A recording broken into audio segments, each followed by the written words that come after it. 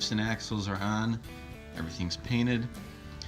I replaced front leaf spring hangers here in the back, and I replaced the rear leaf spring hangers on the front. I've got the cab mounts installed. I've got the front shocks in. Starting to put some of the cross members back. I have to finish up installing the cross members. I've got to take the other exhaust manifold off. I got the other side off already. Clean them up, put new hardware on. Got to take the exhaust off. I'm going to put 4-inch diamond eye, turbo back, straight pipe. Going to put that in and then put new bushings in for the cab mounts when the cab's ready to go. So that's about it. It's coming along.